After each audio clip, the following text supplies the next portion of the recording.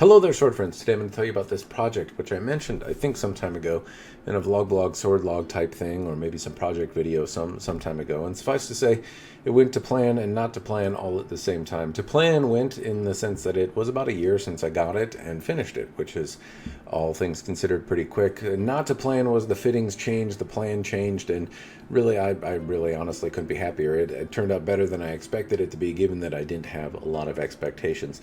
So the general plan here was I got some fittings from sword friend Robert, and I got this blade secondhand, which had some imperfections on it, and I sent it off to the Mystery Man in Black to have mounted. Along the way, though, I came across some additional fittings, which is what ended up on this blade. So the fittings that I had planned didn't actually end up on it. I found something that might go with it a little bit better. To me, this sword is reminiscent of something that it almost reminds me of Low Tide or something like that, but I'll elaborate on that in just a moment. So let's start with the kasha right here, the tip, the pommel, this bit right here. So these Fuji kasha are from Fred Lohman Company, as are the monouchi. It's in kind of a wave theme. Now, stylistically, you may be able to confuse it with waves or clouds. Either one, I think, actually kind of blend together, and thematically, I have difficulty differentiating them in some Japanese themes. They can look very similar. In any respect, I believe this is a wave theme kasha, and the Fuji is followed suit, as well as the monouchi right here are lobster monouchi, and they have a really cool look to them. I really like and dig these kind of lobster monouchi and how it has settled here on this battle wrap. The Man in Black did this kind of, I can't remember, there's a name for it that isn't battle wrap and is a actual term for the style of maki that is done on here, the style of wrap, but we know it as battle wrap. So anyway, I like how the little antenna or whatever little bits come off the lobster are underneath the wrap in a few places here. I think it looks really cool and helps the monouchi stand out, and also helps the wrap stand out. Underneath the wrap is small nodule samegawa. It's got a full wrap on it. Underneath here, it's small nodule, not terribly blingy, it doesn't stand out in any particular way. But this is really a more cost-effective sword. A good skin of samegawa can be hundreds of dollars by itself. I opted not to go that direction and keep this one on the more cost-effective side. The ito is black silk, and underneath, or not underneath, over this black silk is lacquer, which is got some really interesting effects, honestly. One, I can't move it at all. It is super tight on there. It's some of the tightest ito I've ever felt. If I really push on it, I just kind of hurt myself. It has some interesting effects, though. One isn't really discomfort. The ito feels really hard in my hand. It's not uncomfortable, but it does have an exfoliating feature to it, in the sense that the ito is a bit rugged on my hands. My daughter has accused me a few times of having very paper-like hands, and the ito has a tendency to have chunks of me left on it, I guess would be the appropriate thing to say, in the sense that dry skin and bits from your hands, the signs of handling are really quite prevalent on this. Now, because it's new, I can just kind of dust it off, which sounds, I guess, gross now that I say it. I can't tell if this is the lacquer that is kind of deforming and turning white, or if it's just my hand that is left on the blade. In any respect, it doesn't look bad. It is something worth noting if you were considering having black silk lacquered. Note that it may have the effect of aging, relatively quickly. Even though it probably will hold up better, it has the effect of looking handled much more quickly than a blade without. That said, this sword, it is very new. I haven't handled it much. It does have signs of handling already, but I don't necessarily think it's bad. I think this kind of thematically looks with this kind of rustic nautical-looking theme, or wave or ocean type theme. I think it actually goes pretty well. It has like a weathered effect to it rather than some sort of new pristineness. Anyway, I have to say the theme has grown on me. It might not be something that I would like on everything, but I do like it here. And it's also interesting, I haven't had a lot of lacquered ito before. It's not uncomfortable. It's not bad, though it is harsh on the hands. I have to say that it wouldn't be something, if I were doing a lot of iaido or something like that, that I would necessarily want to have. I would want to use a lot. At least I don't think. I haven't spent enough time with it to really say, but it is jarring. suffice to say, right off the get-go. The Tsuba is from Sword Store, something I'm not familiar with. Again, I got these secondhand, so I'm not sure actually if it's even from Sword Store, but I've been told it's from Sword Store, and I really like a few things about the Tsuba. One, it matches the wave theme, but there's a couple interesting bits here. The Tsuba is not one thickness. Basically, it tapers, it gets wider in the center and thins out toward the edges, which is a little bit of additional dimension that I really like. Color-wise, it also is a little different. It has a brown, kind of almost, I don't know, old iron or something like that, looking Tsuba, and then the silver and the monouchi and the silver on the Fujikashira monouchi all kind of blend together, and then we have copper on the seppa and on the habaki, which were also made by the man in black.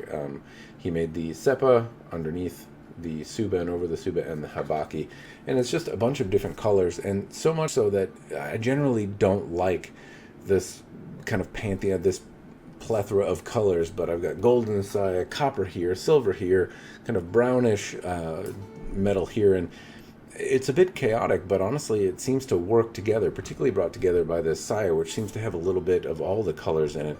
Anyway, thematically my eye isn't pulled to any one spot, and I have to say that even though it's perhaps more bedazzled, more colorful than I would typically like, it looks pretty good. It works for me. I like the theme more than I expected to. The saya is the next bit to talk about, and this is an interesting piece because underneath this lacquer there are some special effects here. So these little bits and bobs here that look almost like sand on a beach or something like that are not that. They are rice hulls. So rice hulls done by the mystery man in black, and underneath these this clear coat of lacquer, they're kind of spread around all over a base coat of lacquer. It looks like there's some darker blacks as well as some goldish bronze color in here that help everything kind of pull together. Anyway, it has a very interesting effect for the saya. Shape wise, it's really quite good, as you would expect from the man in black. It's got horn, koiguchi, kojiri, and kurikata, and the blade glides pretty well in and out of the saya, though I do hear the tip ever so slightly moving on the in the saya, and I think that's more the shape of the blade than the construction of the saya. Anyway, in terms of moving, I'll talk about that in just a second. The blade, though, is the next bit that I would like to chat about. So the blade, from what I understand, is made of EN45, which is what James Raw conventionally works with.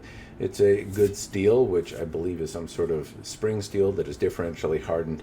What all that means is, honestly, I don't know how that translates into a good or bad sword. So many people ask, is this a good steel? Is that a good steel? What about this heat treatment or that heat treatment? Swords are meant to do sword-like things. They're not axes, they're not clubs, at least not the katana anyway. Some swords might be axes or clubs, but these certainly are not intended to be that. And what makes more of a difference to me in my mind is if the smith knows how to bring out some good sword-like qualities out of the steel he's working with. And suffice to say, James Raw has used whatever type of steel this is made from a lot. I believe it's EN45. It looks like other EN45 blades that I've seen from him, though I certainly don't know, and I haven't asked. I got it secondhand, so it's tough for me to tell, and I suppose I could ask, and I just haven't before recording this. In any respect, it is a Shobu Zukuri style blade. That means that it has this kind of tip here. It also has something of a swept back, which I don't know is necessary to be on a Shobu Zukuri. I think that describes the tip, but basically the spine tapers in ever so slightly, which you would think would have the effect of reducing the weight of this blade, but realistically it's not that light for the size. It's actually pretty substantial feeling in the hand. Now, 2 pounds, a little over 9 ounces, is not a huge sword by any stretch of the imagination. That puts it a little bit above the middleweight, but not that far. It's definitely in the medium category. This, however, is a little shorter. It's a little over 20, it's almost 27 inches long. It's 26 3/4 inches long in terms of blade. Pretty short handle, so overall the blade length is, or the overall stature of the blade is pretty small, and you would think it would have a different feeling in the hand than it does, but it still feels relatively stout. Not immovable, not bad, but it definitely has a heft to it that you wouldn't necessarily expect from a sword of this size. A lot of times I think of little swords as light and whippy, and this is anything but. It's maneuverable, it's nice, but it gives me the sense that I would really be able to do a lot with this tip. This tip is enforced all the way to the tippy top. It has the spine that runs all the way to the very top. And now the Shobu Zukuri tip, from my understanding, was developed to kind of pierce Mongol leather armor, and this gives me the impression that it is a very rigid blade with a reinforced tip that would be good for piercing kind of hide or leather style armor, at least as far as Japanese blades go. Overall, it feels pretty good, and move-wise, it actually works really well in the saya. Now, the saya is not cured fully. I didn't really tighten my obi down. I didn't move it around a whole lot, but I did do a little EI with it, and I was really happy with how it drew and how it moved around. It's obviously a little small for me. I can cheat. I don't have to pull my hip back very much, but it is really fun to move around, and it glides in and out of the saya pretty well.